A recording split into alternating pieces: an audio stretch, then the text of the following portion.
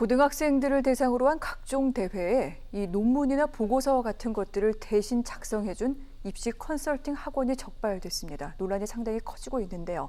권상희 시사평론가와 자세한 이야기 나눠보도록 하겠습니다. 평론가님 어서 오십시오. 안녕하세요. 네, 뭐 이렇게 얘기할 수 있을 것 같습니다. 돈으로 스펙 만들기 이렇게 잘라서 얘기할 수밖에 없는데 사실 입시 처리되면은 논란이 되곤 했었는데 이 문제 근절된 것 줄 알았는데 사실은 그렇지가 않았던 것 같아요. 저는 수시 모집이 이렇게 계속 지금 70%가량 차지를 하고 있죠. 이 상황이면 이 문제는 계속해서 불거지지 않을까라는 생각이 드는데 지금 수시 모집 스펙으로 활용되는 각종 대회 이제 독후감이라든지 소논문 심사를 하잖아요. 근데 이걸 이제 대피를 해준 거죠. 입시 컨설팅 학원에서. 그래서 이 학원 관계자와 학생들 78명이 무더기로 지금 경찰에 검거된 그런 상황입니다. 생활기록부를 화려하게 채워주겠다라고 하는 건 뭐 사실 학부모 입장에서나 학생들 입장에서 귀가 솔깃해질 수밖에 없는 사실 감언이설이기는 하지만 그 유혹에 흔들리지 않을 입시생들이 누가 있을까라는 생각이 들거든요. 그러니까 입시 컨설팅 학원들도 학생들 성적을 올려주겠다 보다는 이 생활기록부를 화려하게 채워주겠다라는 것으로 요즘 홍보를 많이 한다고 합니다. 그래서 지금 이렇게 해서 뭐 대필 또는 대작을 해주고 받는 대가가 최소한 뭐 100만 원에서 560만 원, 600만 원 선까지 이른다고 해요.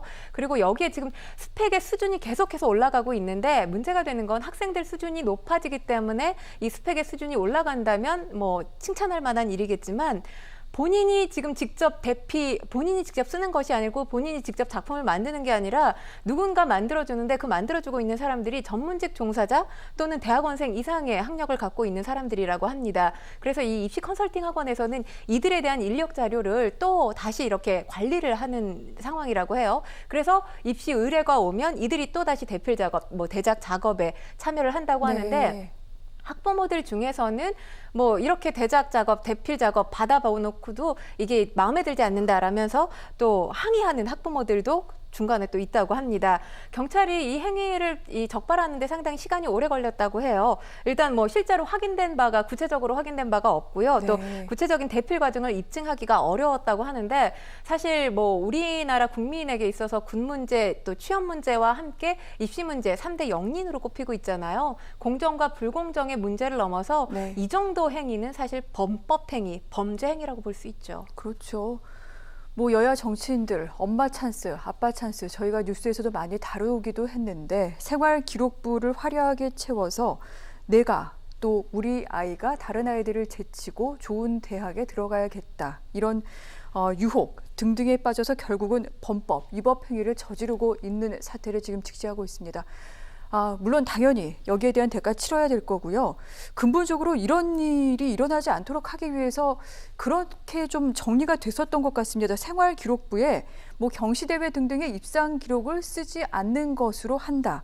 이렇게 저희가 알고 있었는데 실제는 그렇지가 않았나 봐요. 그러니까 이 생활기록부에 어떤 대회에 나가서 어떤 상을 받았다 이렇게 정확하게 구체적으로 쓸 수는 없습니다. 그런데 뭐 담임 선생님이나 아니면 교과 과정을 다루는 선생님들이 우회적으로 본인 의견 제시하는 형식으로 해서 우회적으로 간접적으로 쓸 수는 있어요. 이런 대회에 나가서 뭐 이렇게 했기 때문에 재능이 있다. 이 정도로 아마 기입이 가능한 것 같은데 뭐 학생들 같은 경우에도 이것이 혹시라도 입시에 있어서 당락을 좌우하게 될 가능성 또한 배제할 수 없기 때문에 이런 프로젝트에 관심이 있어서 선생님 저 이런 대회에 나가서 이렇게 상을 받았습니다. 좀 기입해 주시면 안 될까요? 라고 부탁을 하면 본인 제자가 이걸로 뭐 학교를 붙을 수도 있고 떨어질 수도 있다고 하는데 거부할 선생님이 별로 없겠죠. 그리고 또 중요한 것은 이 학교 생활기록부 쓰게 되는 기간, 시즌이 있어요. 그 기간 되면 선생님들이 워낙 바쁘기 때문에 과연 얘가 이 대회에 나가서 진짜 독후감을 써서 상을 받았는지 애플리케이션을 직접 만들었는지 확인할 방법이 전혀 없습니다.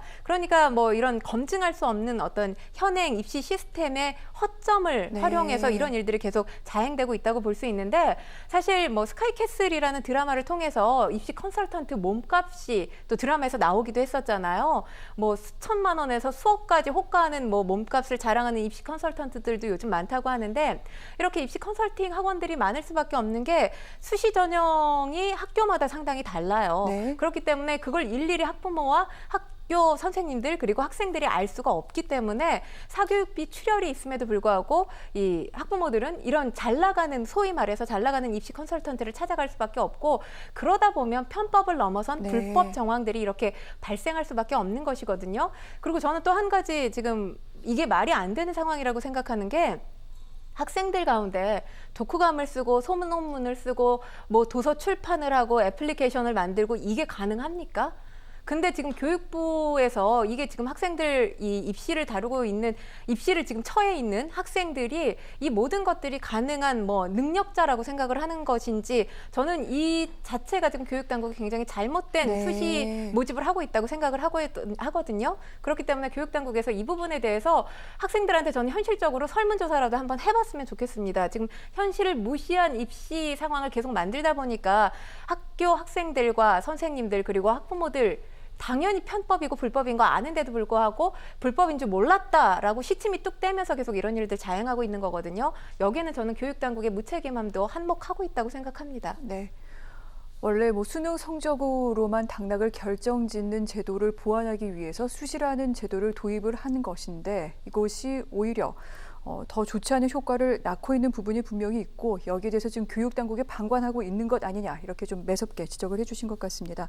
그런데 이런 가운데 또 여러 얘기가 나오는 대목이 있습니다. 서울대가 입시 선발 방식을 바꾸겠다고 얼마 전 계획을 내놨습니다. 오는 2023학년도부터 이 대입부터 방식을 바꾸게 된다는 건데, 좀 걱정하는 목소리들이 많은 것 같아요. 그렇죠. 지금 고등학교 1학년 학생들이 입시를 치르게 되는 2023학년 때부터 정시 모집에서 학교생활 기록부를 반영하겠다는 게 지금 서울대에 바뀐 어떤 계획입니다. 지금 같은 경우는 지금 정시에는 수능으로만 선발을 하고 있고요. 네. 수시 같은 경우는 학생부 중심으로 해서 학생들을 뽑고 있는데, 이제 8년 만에 기존 틀을 조금 바꾸겠다, 이런 입장을 취하고 있습니다. 일단 사실 지난해 조국 사태 이후에 입시 불공정성 문제가 불거지면서 교육당국에서 정시 모집 확대를 하겠다, 이런 이야기를 하지 않았습니까?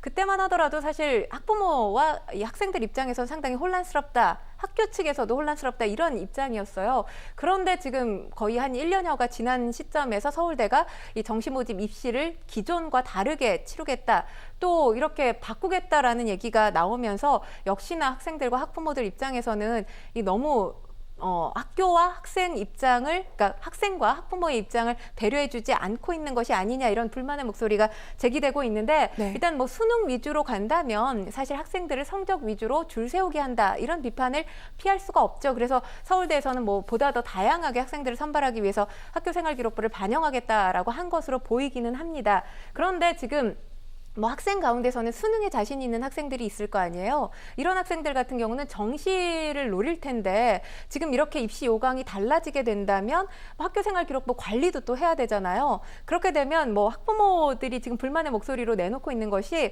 수능만 지금 준비하면 되는 게 아니라 학교생활기록부에 들어가는 어떤 교과 이수 현황, 학업 성적, 세부 능력, 특기사항, 이 모든 것들을 다 관리해야 되는데 이것이 얼마나 학생들한테 부담으로 작용하겠느냐, 이런 불만의 목소리 저는 뭐 설득력이 있다고 생각을 합니다.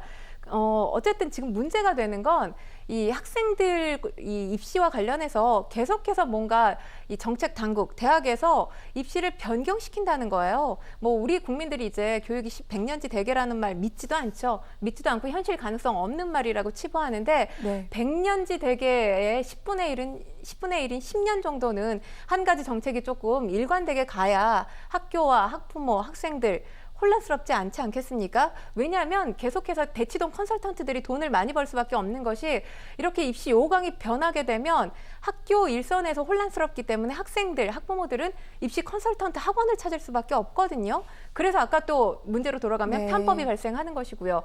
정부에서 계속 사교육비 문제와 관련해서 사교육비 줄이는 정책을 내놓고 있는데, 줄이는 정책을 내놓는 게 중요한 게 아니라 교육 이 정책 자체가 일관성을 갖고 있어야 사교육비가 줄지 않을까, 저는 그렇게 생각합니다. 그렇군요. 근본적인 대책과 정책에 대한 깊이 있는 논의와 또한 여기에 대한 개선책이 좀 절실한 대목이 아닐까 싶기도 합니다.